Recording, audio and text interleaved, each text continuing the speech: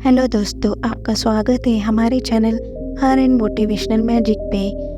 दोस्तों, अंधविश्वास एक ऐसा विश्वास है जिसका कोई उचित कारण नहीं होता है। एक छोटा बच्चा अपने घर, परिवार और समाज में जिन परंपराओं, मान्यताओं को बचपन से देखता और सुनता आ रहा होता है, वह भी उन्हीं का पालन करने लगता है। यह अंधविश्वास उसके मन मस्तिष्क में इतना गहरा असर छोड़ देता है कि जीवन भर वह इन अंधविश्वासों से बाहर नहीं आ पाता। अंधविश्वास अधिकतर कमज़ोर व्यक्तित्व, कमज़ोर मनोविज्ञान और कमज़ोर मानसिकता के लोगों में देखने को मिलता है। जीवन में असफल रहे लोग अधिकतर अंधविश्वास में विश्वास रखने लगते हैं और ऐसा मानते हैं कि इन अंधविश्वासों को मानने और इन पर चलने से ही शायद वो सफल हो जाए। दोस्तों, लेकिन ऐसा नहीं होता है और यही बात समझाने के लिए आज मैं आपको गौतम बुद्ध की एक कहानी बताने जा रही हूँ। हमें उम्मीद है कि ये कहानी आपको ज़रूर पसंद आएगी। दोस्तों, मनुष्य का मन भी ना बड़ा चालाक होता है, वह उसे उसी के ही जाल में फंसा देता है। हर व्यक्ति के अंदर बहुत सारे अंधविश्वास होते हैं और ऐसा नहीं है कि हर अंधविश्वास गलत होता है। जैसे कि मान ले कि आप नशा करते हैं और नशा करके अपने आसपास गंदगी का माहौल बनाए रखते हैं, तो इसका असर आपके जीवन पर भी ज़रूर पड़ता है, चाहे आप माने या ना माने। एक छोटी सी कहानी से मैं आपको यह समझाने का प्रयास करूँगी कि हमारा मन हमें कैसे हमारे ही अंधविश्वासों में बांध कर रख देता है।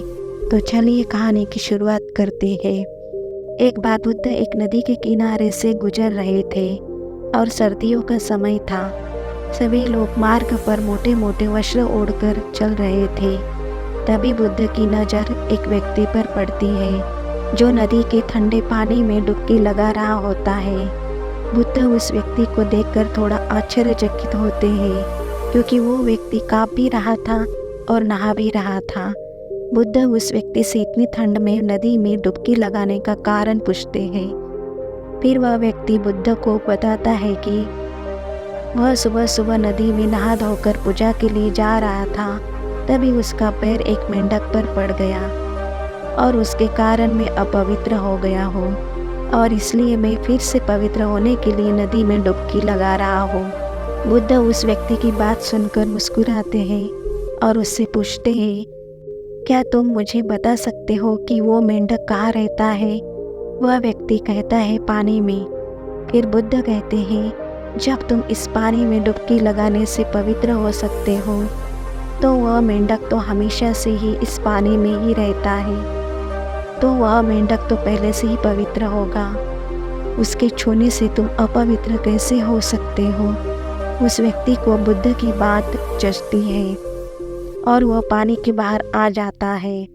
बुद्ध उस कांपते हुए व्यक्ति को एक वस्त्र उठाते हैं और कहते हैं कि अंधविश्वास किसी बात का मत करो जब तक कि वह तुम्हारे खुद का अनुभव ना बन जाए।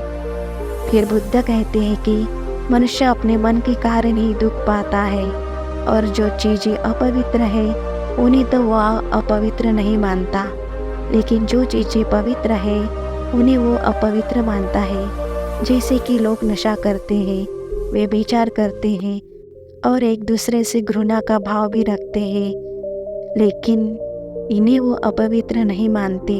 वे मानते हैं कि कोई जीव जो उनके जीवन में कोई भी प्रभाव नहीं डालता है, वह अपवित्र है। मनुष्य हमेशा अंधविश्वासों में ही जीता है, जिसके कारण वो पूरे जीवन अच्छे से जीवन जी ही नहीं पाता।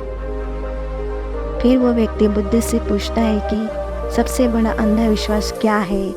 फिर बुद्ध कहते हैं कि मनुष्य का सबसे बड़ा अंधविश्वास यह है कि उसे लगता है कि वह अपने मन के द्वारा ही अपने मन से मुक्त हो जाएगा, यानी अपने मन के द्वारा ही अपने जीवन के सभी दुखों से मुक्त हो जाएगा। तुम अपने चारों तरफ देखो, तुम पाओगे कि हर व्यक्ति अपने ही मन के जाल में उलझा हुआ है। कोई डरा हुआ है तो कोई उम्मीदों में जी रहा है और किसी को यह लगता है कि कल सब कुछ ठीक हो जाएगा। लेकिन वास्तविकता यह है कि जब तक मनुष्य अपने मन को नहीं समझेगा तब तक कुछ भी ठीक नहीं हो सकता। और यही सत्य है।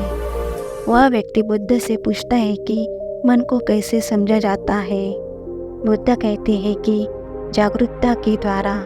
पूरे दिन में जब भी याद आए जागरूक होकर देखो कि तुम्हारा मन तुमसे क्या करवा रहा है। तुम्हारा मन बार बार तुम्हें बुलाने का प्रयास करेगा, लेकिन तुम्हें बार बार प्रयास करते रहना है। तुम्हें दिन में ये बार बार देखना है कि क्या तुम उसी रास्ते पर जा रहे हो जो तुम्हें वहाँ तक पहुँचाएगा जहाँ तुम जाना चाहते हो, क्योंकि यही सूत्र है जो तुम्हें वहाँ तक पहुँचाएगा जहाँ तुम जाना चाहते हो।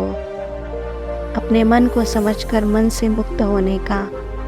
उस व्यक्ति को बुद्ध की सारी बात समझ में आ गई और उस दिन से उसने अंधविश्वास करना छोड़ दिया।